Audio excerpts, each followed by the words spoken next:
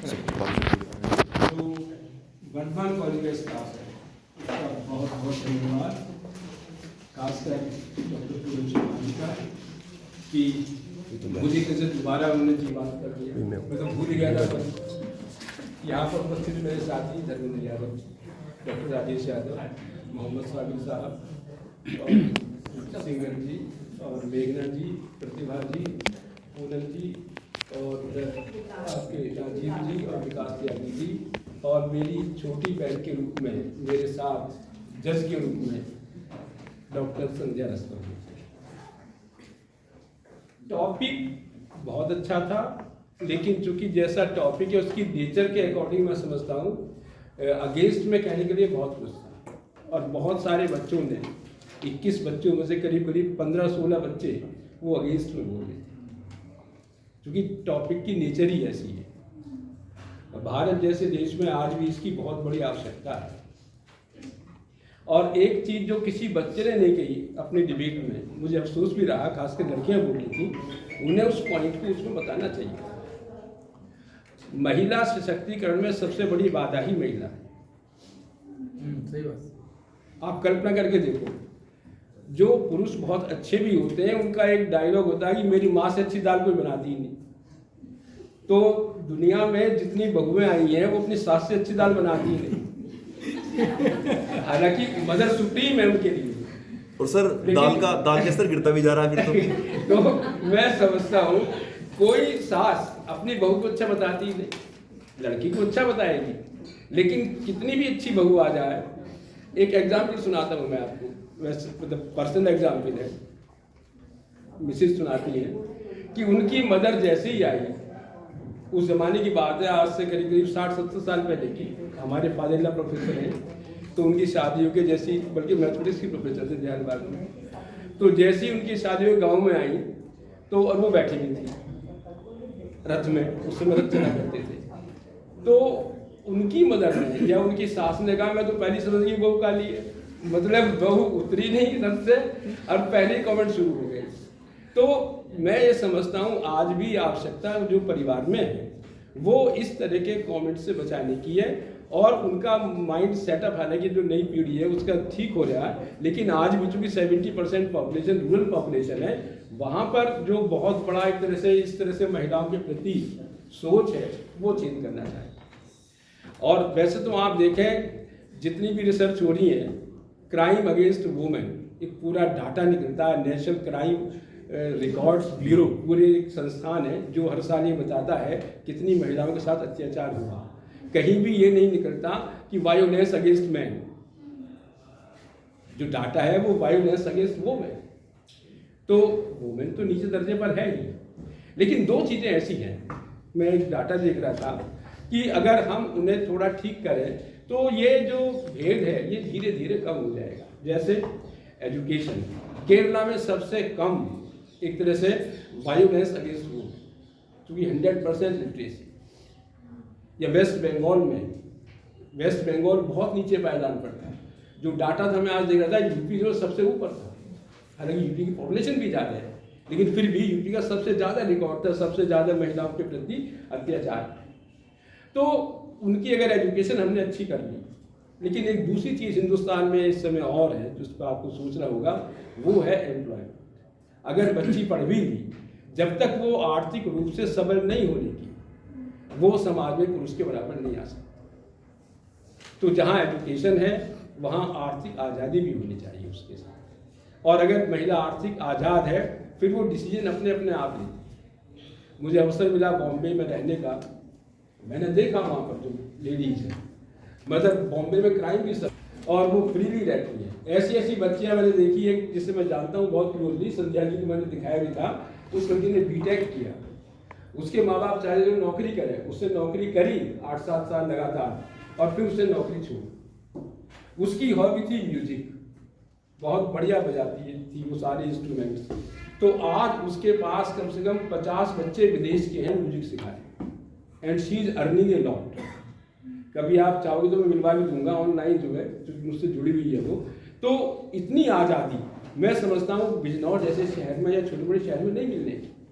मतलब वो नोएडा से जॉब छोड़ा उसने और सीधी बॉम्बे चली, क्योंकि जहाँ इस तरह की चीज़ों के लिए अवसर मिल जाते हैं। बहुत जो फंक्शंस होते हैं वो गाती है, सुनाती है, तो उसने अपना एक रास्ता अलग बनाया। लेकिन कब, जबकि आर्थिक आ जाई थी, मैंने उससे पूछा भी, ईशा नाम उसने, उनकी बेटे तुमने कैसे किया? ये सब मैंने पहले पैसे जोड़े, मुझे मालूम था मेरे परिवार वाले पैसे नहीं देने, और जब मेरे पास 3-4 लाख रुपए इकट्ठे हो गए, आई शिफ्टेड टू बॉम्बे बिना बताए हुए घर वालों से, और वहाँ उसने फिर किराए का फ्लैट लिया, फिर सारी चीज़ें उसने की। तो आर्थिक आज़ादी मैं समझता हूँ बहुत इम्पोर्टेंट। आप एक कल्पना करें कि दुनिया में सबसे ज़्यादा काम महिला करती है, संध्या ईरानी के सेंस, और वो इकोनॉमिक सेंसस में डाटा इस तरह से उसमें काउंट नहीं है। यानी अगर कोई आप किसी काम करने वाली नौकरानी से काम करा रहे हैं, उसे आप 5,000 दे रहे हैं, और उसके बराबर आपकी वाइफ भी कर रही है, तो वो उस काउंटिंग में नहीं आने की 5,000। तो हिंदुस्तान में 2/3 काम तो महिलाएं कर रही हैं, आदमी तो 25% नहीं है, लेकिन उनका काम सेंसस उसमें एक तरह से काउंट नहीं करती कि शी इज अर्निंग लॉट। तो बहुत सारी चीज़ें हैं जहाँ पर सुधार की आवश्यकता है, और मैं समझता हूँ जो नारी है ईश्वर की सबसे अनुपम कृति, उसे सहानुभूति नहीं, उसे आप अनुभूत करिए, उसे समझिए, उसके साथ चलिए।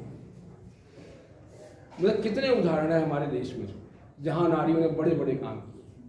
और मैंने चूँकि कुछ लिटरेचर ऐसा भी पढ़ा है, आप में अगर कुछ शौकीन हो, राहुल सांकृत्यायन बहुत बड़ा राइटर है, आप उसकी पुस्तक पढ़िए वोल्गा से गंगा, बहुत मशहूर किताब।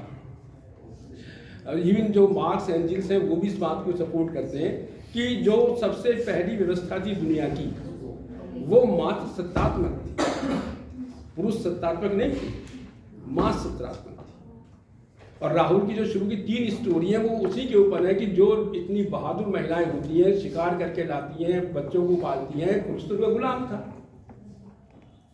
या आज जहाँ भी महिला सशक्त है, एक उदाहरण आपको और दूं मैं, राजस्थान से बहुत बड़ा माइग्रेशन आपके इसमें हुआ, कुमायूं में, जिस समय वहाँ पर थोड़े एक तरह से परेशानी थी, वो लोग कुमायूं गढ़वाल इसमें आ गए, और वहाँ जो महिलाएं आई थी बेसिकली उनके हस्बैंड की डेथ हो गई, तो युद्ध में बचने के लिए वो यहाँ पर आ गई थी, उनके सर्वेंट उनके साथ।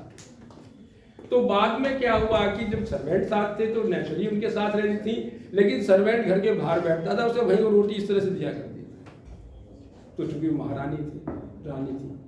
तो जो बात मैं आपसे बता रहा था राहुल सांकृत्यायन वाली, तब महिला सारे काम करती। ये जो कहा जाता है कि महिला फिजिकली वीक है, वो वीक इसलिए हो गई कि हजारों पीढ़ी से वो ऐसे काम कर रही है जो कठोर काम नहीं है। मैं एक उदाहरण आपको और दूंगा, क्योंकि पर्सनल उदाहरण है मेरे जो मामा जी का गांव है हापुड़ से करीब 15 किलोमीटर, तो बहुत बार जाया करते थे। एक परिवार ऐसा था, उसमें 9 बहनें थी, 9 सिस्टर्स, उसका बेटे की चाह में 9 बहनें हो गई हूँ। संध्या जी उनके नाम की कविता मेरे आज तक याद है, राजे कुंता, बाला कुंता, दया, दुबली, उषा, निशा, आशा, ये नाम थे, और वो मेरी सारी मौसी लगती थी, क्योंकि रिश्ते में बड़ी थी। लेकिन धर्मेंद्र जी वो इतना काम करती थी, 5 बीघे गेहूं जो निशा मौसी थी अकेले काट देती, क्योंकि अगर महिलाओं से काम इस तरह की वो करेंगी जहाँ फिजिकल काम, वो पुरुषों से कम नहीं करती, दे डू इक्वल वर्क। लेकिन चूंकि उन्हें काम करने के अवसर नहीं मिलते, लेकिन जहाँ अवसर मिलते हैं वो पुरुषों से कम नहीं है।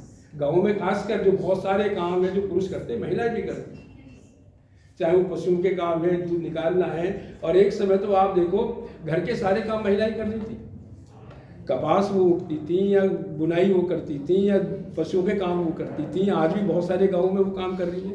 तो महिला अशक्त नहीं है, लेकिन समाज की जो की सोच पुरुष सत्तात्मक है, इसलिए वो दिखाई देती है हमें कमजोर। तो बच्चे बहुत अच्छा बोले, बहुत अच्छा लगा। यहाँ बोलना बहुत मुश्किल होता है, और जब आपको 100 आंखें देख रही हैं, उनके सामने मजबूती से खड़ा होना, बोलना, ये बहुत बड़ी बात है। मैं सभी को बहुत बहुत बधाई देता हूँ जितने बच्चे यहाँ पर बोले।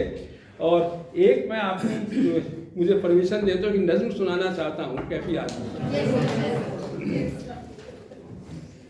सर मैं तो बोलने वाला था, मुझे लगा आप जा रहे हैं, मैं कहा सर को शेर सुना दीजिए। हाँ, ये एक बहुत मशहूर नज़्म है, उसकी मेरे याद आ गई।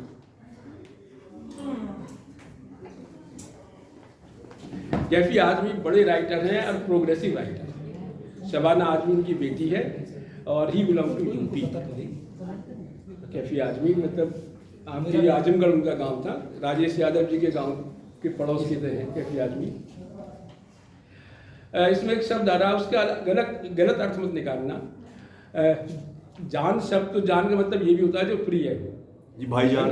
हमें तो इसी तरह का साबिर सपोर्ट करता है सामने। आप आराम से सुने, बहुत अच्छी प्रोग्रेसिव कविता है। उठ मेरी जान मेरे साथ ही चलना है तुझे। पुरुष बराबरी का सर दे रहा है आपसे। उठ मेरी जान मेरे ही साथ चलना है तुझे, जिसमें जलता हूँ उसी आग में जलना है तुझे। जिस आग में जलता हूँ उसी आग में जलना है तुझे। जन्नत एक और है जो मर्द के पहलू में नहीं। जन्नत एक और है जो मर्द के पहलू में नहीं। उसकी आजाद रविश पर भी मचलना है तुझे। गोशे गोशे में सुलगती है चिता तेरे लिए। गोशे कहते हैं पार्ट्स, छोटे छोटे हिस्से। गोशे गोशे में सुलगती है चिता तेरे लिए। फर्ज का भेष बदलती है सजा तेरे लिए। कहर है तेरी हर एक नर्म अदा तेरे लिए। जहर ही जहर है दुनिया की हवा तेरे लिए। रुत बदल डाल, रुत कहते हैं मौसम, संस्कृत का शब्द ऋतु है, उसी का ही जो एक तरह से अनुवाद हो गया फिर उर्दू में रुत। रुत बदल डाल अगर फूल ना फलना है तुझे। तू हकीकत भी है दिलचस्प कहानी ही नहीं। तेरी हस्ती भी है एक चीज जवानी ही नहीं। अपनी तारीख का उन्मान बदलना है तुझे। उन्मान कहते हैं शीर्षक। यह भी एक कैद ही है कैद मोहब्बत से निकल। राह का खार ही क्या गुल भी कुचलना है तुझे। तेरी खातिर है जो जंजीर वो सौगंध भी तोड़। लोग ये भी हैं जमुर्रत का गुलबंद भी तोड़। तोड़ ए पैमाने मर्दाने करमबंद भी तोड़। बन के तूफान छलकना है उबलना है तुझे। उठ मेरी जान मेरे ही साथ चलना है तुझे। तू फलातून ओ अरस्तू है तू जहरा पर भी। ये बड़े थिंकर थे वाकई आपके यूनान के, जिनके नाम तेरे कब्जे में है गर्दू तेरी ठोकर में है जमी। हाँ उठ जल्द उठ पाए मुकद्दर से जबी। मैं भी रुकने का नहीं वक्त भी रुकने का नहीं। लड़खड़ाएगी कहाँ तक कि संभलना है तुझे। उठ मेरी जान मेरे ही साथ चलना है तुझे। आपका बहुत बहुत धन्यवाद। पूनम जी का बहुत धन्यवाद। संध्या जी बहुत दिनों बाद मिली है तो संध्या जी का धन्यवाद। और मेरा जो स्टाफ साथी है, बस मेरे पास शब्द नहीं सबके लिए बताने के लिए। विकास जी बैठे हैं, राजीव जी बैठे हैं, आप सबका धन्यवाद। सबसे मिलके बिल्कुल जैसे कहते हैं ना तरोताजा होना, रिजुविनेट होना, एक शब्द हिंदी में पुनर्नवा, दोबारा नया हो जाना। तो मैं अपने आप को ऐसा महसूस कर रहा हूँ।